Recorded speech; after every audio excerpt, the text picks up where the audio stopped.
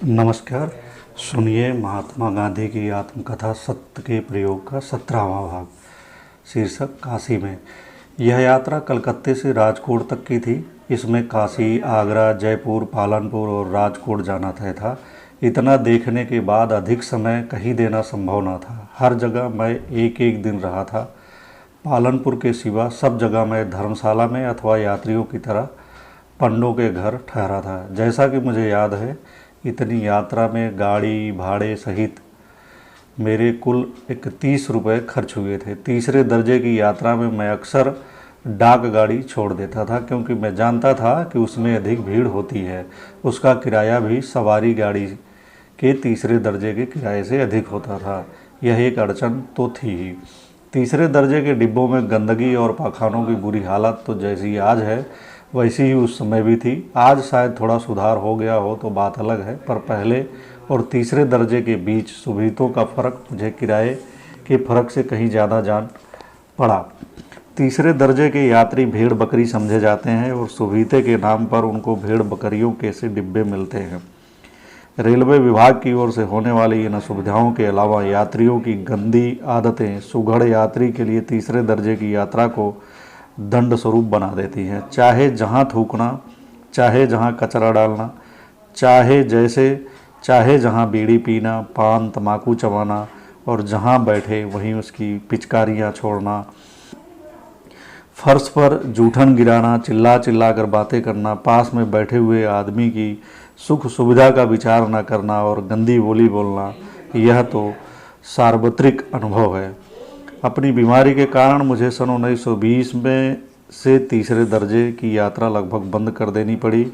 इसका दुख और लज्जा मुझे सदा बनी रहती है, और वह भी ऐसे अवसर पर बंद करनी पड़ी जब तीसरे दर्जे के यात्रियों की तकलीफ़ों को दूर करने का काम कुछ ठिकाने लग रहा था। पर तीसरे दर्जे की यात्रा की इस चर्चा को अब यह छोड़कर मैं काशी के अनुभव पर आता हूँ। काशी स्टेशन पर मैं सवेरे उतरा। मुझे किसी पंडे के यहाँ ही उतरना था। ब्राह्मणों ने मुझे घेर लिया। उनमें से जो मुझे थोड़ा सुघड़ और सज्जन लगा, उसका घर मैंने पसंद किया। मेरा चुनाव अच्छा सिद्ध हुआ। ब्राह्मण के आंगन में गाय बंधी थी। ऊपर एक कमरा था, उसमें मुझे ठहराया गया। मैं विधि पूर्वक गंगा स्नान करना चाहता था। तब तक मुझे उपवास रखना था। पंडे ने सब तैयारी की। मैंने उससे कह रखा था कि मैं ₹1.25 से अधिक दक्षिणा नहीं दे सकूँगा, अतएव उसी के लायक तैयारी वह करे। पंडे ने बिना झगड़े के मेरी विनती स्वीकार कर ली। वह बोला, हम लोग अमीर गरीब सब लोगों को पूजा तो एक सी ही कराते हैं। दक्षिणा यजमान की इच्छा और शक्ति पर निर्भर करती है। मेरे ख्याल से पंडा जी ने पूजा विधि में कोई गड़बड़ी नहीं की। लगभग 12 बजे इससे फुर्सत पाकर मैं काशी विश्वनाथ के दर्शन करने गया। वहाँ जो कुछ देखा उससे मुझे दुख ही हुआ।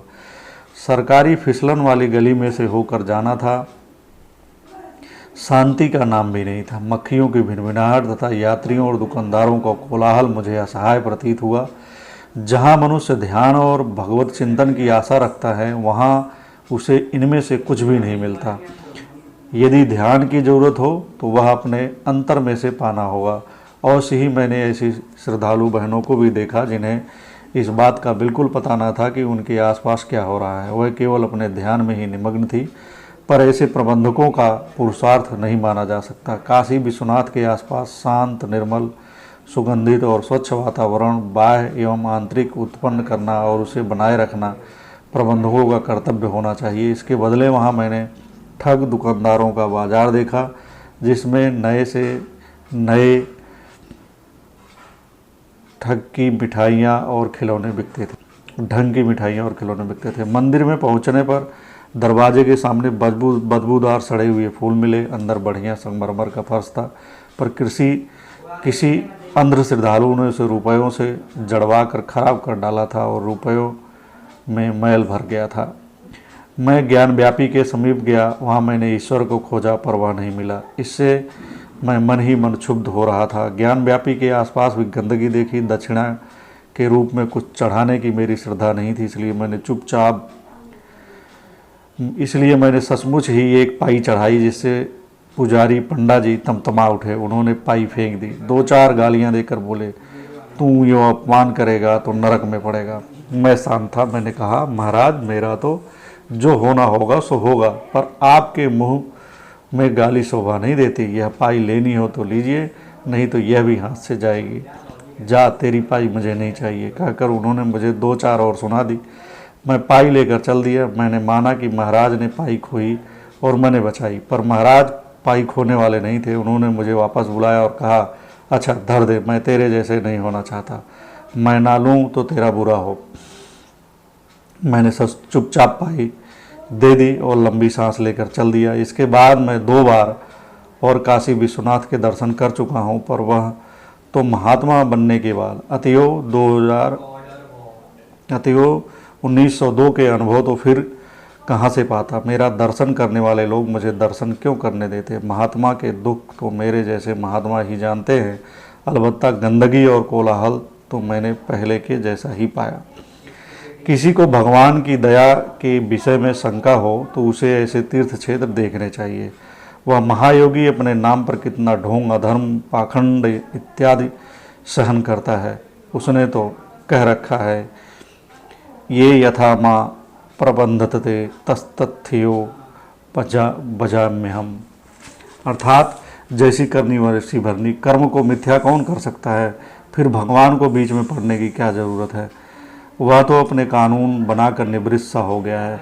यह अनुभव लेकर मैं मिसेज बेसेंट के दर्शन करने गया। मैं जानता था कि वह हाल ही में बीमारी से उठी हैं। मैंने अपना नाम भेजा, वह तुरंत आई। मुझे तो दर्शन ही करने थे। अतएव मैंने कहा, मुझे आपके दुर्बल स्वास्थ्य का पता है, मैं तो सिर्फ आपके दर्शन करने आया हूँ। दुर्बल स्वास्थ्य के रहते भी आपने मुझसे मिलने की अनुमति दी, इसी से मुझे संतोष है। मैं आपका अधिक समय नहीं लेना चाहता। यह कहकर मैंने विदा ले ली। बम्बई में स्थिर हुआ। गोखले की बड़ी इच्छा थी कि मैं बम्बई में बस जाऊं, वहां बैरिस्टर का धंधा करूं और उनके साथ सार्वजनिक सेवा में हाथ बटाऊं।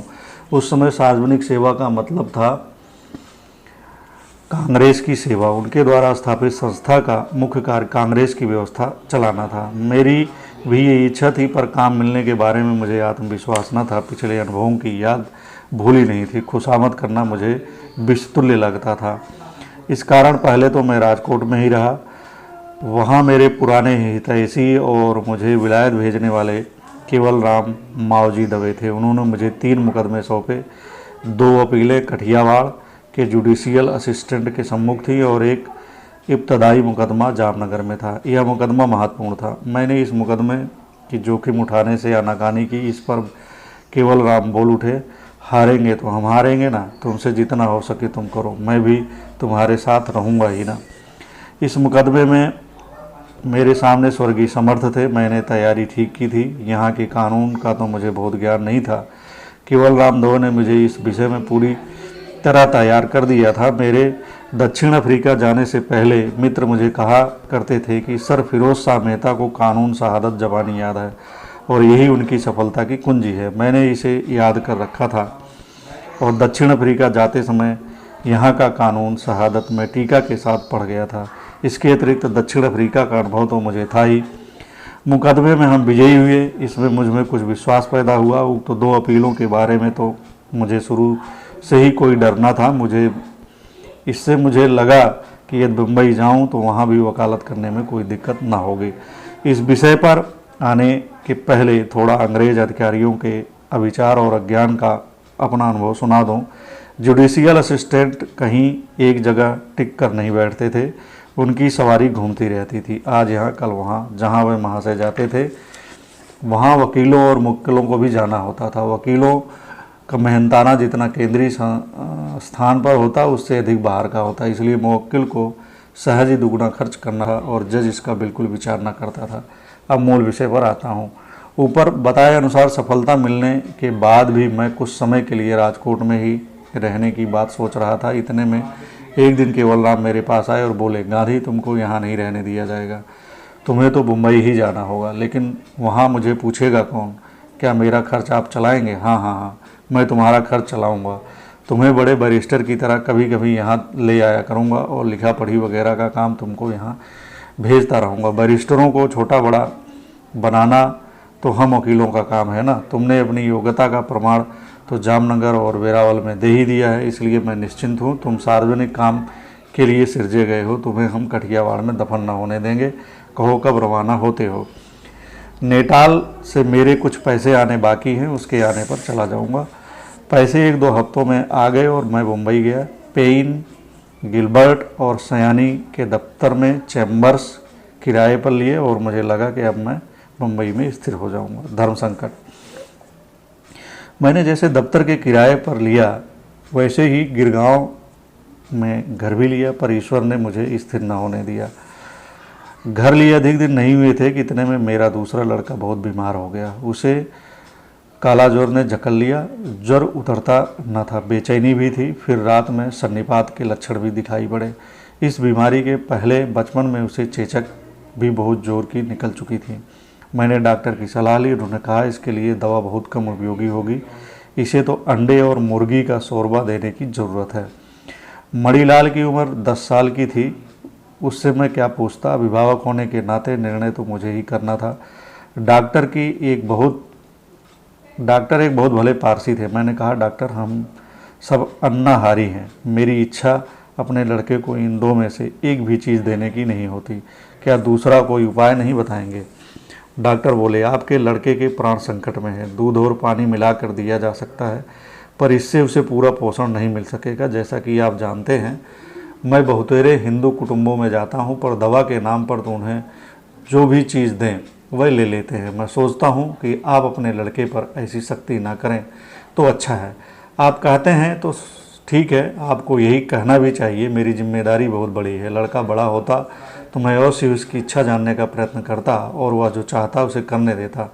यहाँ तो मुझे ही इस बालक के बारे में निर्णय करना है। मेरा ख्याल है कि मनुष्य के धर्म की परीक्षा ऐसे ही समय होती है, सही हो या गलत, पर मैंने यह धर्म माना है कि मनुष्य को मांसाहार न खाना चाहिए।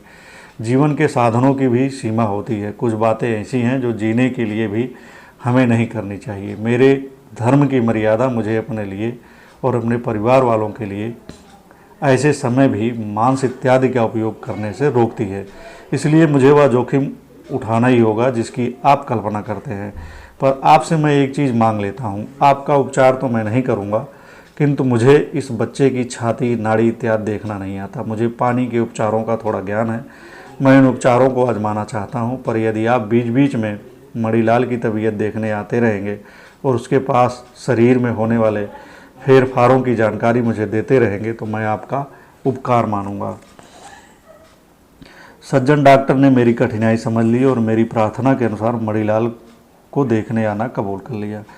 यद्यपि मणिलाल स्वयं निर्णय करने की स्थिति में नहीं था, फिर भी मैंने उसे डॉक्टर के साथ हुई चर्चा सुना दी। उससे कहा कि वह अपनी राय बतावे। आप खुशी से पानी के उपचार कीजिए, मुझे न शोरबा पीना है और न अंडे खाने हैं।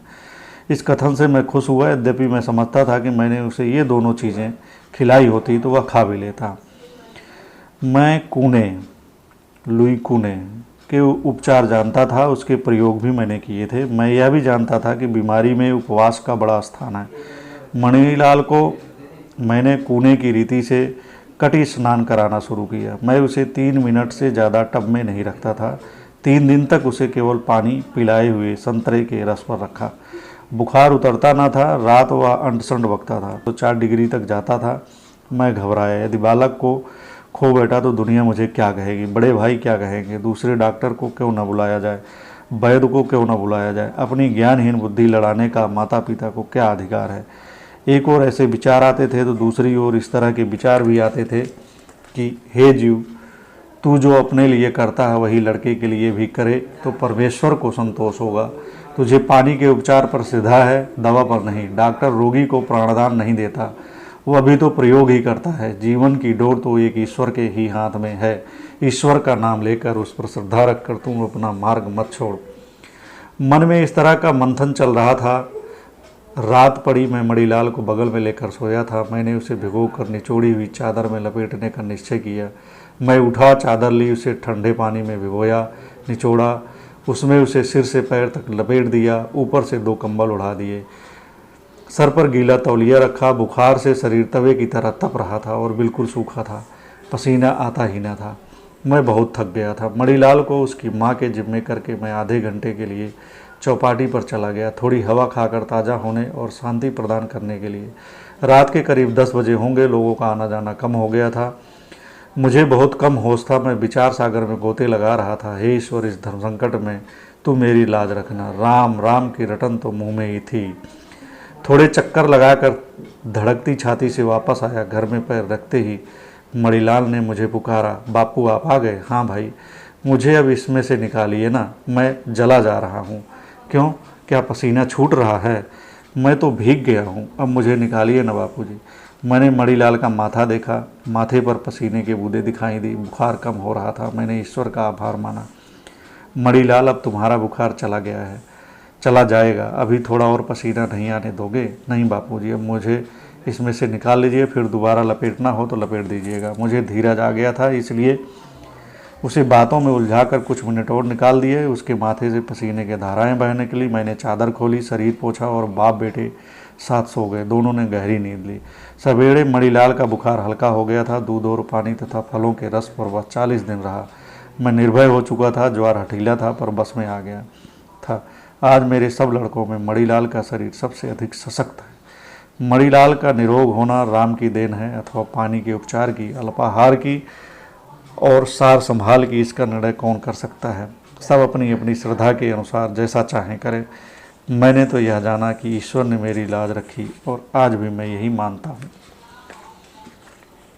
फिर दक्षिण अफ्रीका। मणिलाल स्वस्थ तो हुआ, पर मैंने देखा कि गिरगांव वाला घर रहने योग्य नहीं था। उसमें सील थी, पर्याप्त उजेला नहीं था। अतियो रेवा शंकर भाई से सलाह करके हम दोनों ने बम्बई के किसी उपनगर में खुली जगह बंगला लेने का निश्चय किया। मैं बांद्रा, सांता क्रूज वगैरह में भटका। बांद्रा में कसाई खाना था, इसलिए वहाँ रहने की हम में से किसी की इच्छा न हुई। घाट कोपर वगैरह समुद्र से दूर थे। आखिर सांता कुंज में एक सुंदर बंगला मिल गया। हम उनमें रहने गए और हमने यह अनुभव किया कि आरोग्य की दृष्टि से हम सुरक्षित हो गए हैं। मैंने चर्च गेट जाने के लिए पहले दर्जे का पास खरीद लिया। पहले दर्जे में अक्सर मैं अकेला होता था, इससे कुछ गर्व का अनुभव करता था। ऐसा याद पड़ता है, कई बार बांद्रा से चर्च गेट जाने वाली खास ट्रेन पकड़ने के लिए मैं सांता क्रूज से बांद्रा तक पैदल जाता था। मैंने देखा कि मेरा धंधा आर्थिक दृष्टि से मेरी अपेक्षा से अधिक अच्छा चल निकला। दक्षिण अफ्रीका के मुवक्किल मुझे कुछ न कुछ काम देते रहते थे। मुझे लगा कि उससे मेरा खर्च सरलतापूर्वक चल जाएगा। हाई कोर्ट का काम तो मुझे अभी कुछ मिलता ना था, पर उन दिनों मूट चर्चा चलती थी, उसमें मैं जाया करता था। चर्चा में सम्मिलित होने की हिम्मत नहीं थी। मैंने हाई कोर्ट के पुस्तकालय का उपयोग करना शुरू किया। वहाँ कुछ जान पहचान भी शुरू हुई। मुझे लगा कि थोड़े समय में मैं भी हाई कोर्ट में काम करने लगूंगा। इस प्रकार एक ओर से मेरे धंधे में कुछ निश्चिंतता आने लगी, दूसरी ओर गोखले की आंख तो मुझ पर लगी ही रहती थी। हफ्ते में 2-3 बार चैम्बर में आकर वह मेरी कुशल पूछ जाते और कभी कभी अपने खास मित्रों को भी साथ में लाया करते थे। अपनी कार्य पद्धति से भी वह मुझे परिचित करते रहते थे। पर यह कहा जा सकता है कि मेरे भविष्य के बारे में ईश्वर ने मेरा सोचा कुछ भी न होने दिया। मैंने सुस्थिर होने का निश्चय किया और थोड़ी स्थिरता अनुभव की कि अचानक दक्षिण अफ्रीका का तार मिला। चैम्बरलेन यहाँ आ रहे हैं, आपको आना चाहिए। मुझे अपने वचन का स्मरण तो था ही। मैंने तार दिया, मेरा खर्च भेजिए, मैं आने को तैयार हूँ। उन्होंने तुरंत रुपए भेज दिए और मैं दफ्तर समेट कर रवाना हो गया। मैंने सोचा था कि मुझे 1 वर्ष तो सहज ही लग जाएगा, इसलिए बंगला रहने दिया और बाल बच्चों को वहीं रखना उचित समझा।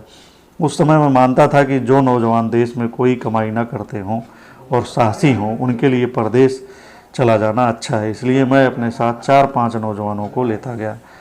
उनमें मंगललाल गांधी भी थे। गांधी कुटुंब बड़ा था, आज भी है। मेरी भावना यह है कि उनमें से जो स्वतंत्र होना चाहे वह स्वतंत्र हो जाए। मेरे पिता कईयों को निभाते थे, पर रियासती नौकरी में मुझे लगा कि वह इस नौकरी से छूट सके तो अच्छा हो। मैं उन्हें नौकरियां दिलाने में मदद नहीं कर सकता था। शक्ति होती तो भी ऐसा करने की मेरी इच्छा न थी। मेरी धारणा यह थी कि वह दूसरे लोग भी स्वावलंबी बने तो अच्छा हो। पर आखिर में जैसे जैसे मेरे आदर्श आगे बढ़ते गए, ऐसा मैं मानता हूँ, वैसे वैसे इन नौजवानों के आदर्शों को भी मैंने अपने आदर्शों की ओर मोड़ने का प्रयत्न किया। उनमें मंगललाल गांधी को अपने मार्ग पर चलाने में मुझे बहुत सफलता मिली, पर इस विषय की चर्चा आगे करूँगा। बाल बच्चों का वियोग, बसाए हुए घर को तोड़ना, निश्चित स्थिति में से अनिश्चित में प्रवेश करना, यह सब क्षण भर तो अखरा, पर मुझे तो अनिश्चित जीवन की आदत पड़ गई थी। इस संसार में जहाँ ईश्वर अर्थात सत्य के सिवा कुछ भी निश्चित नहीं है। निश्चितता का विचार करना ही दोषमय प्रतीत होता है। यह सब जो हमारे आसपास दिखता है और होता है सो अनिश्चितता है, क्षणिक है। इसमें जो एक परम तत्व निश्चित रूप से छिपा हुआ है उसकी झांकी हमें हो जाए, उस पर हमारी श्रद्धा बनी रहे, तभी जीवन सार्थक होता है। उसकी खोज ही परम पुरुषार्थ है। यह नहीं कहा जा सकता कि मैं डरबन एक दिन भी पहले पहुंचा, मेरे लिए वहां काम तैयारी था। मिस्टर चेम्बरलेन के पास डिपुटेशन के जाने की तारीख निश्चित हो चुकी थी। मुझे उनके सामने पढ़ा जाने वाला प्रार्थना पत्र तैयार करना था और डिपुटेशन के साथ जाना था। नमस्कार, मिलेंगे अगले वीडियो।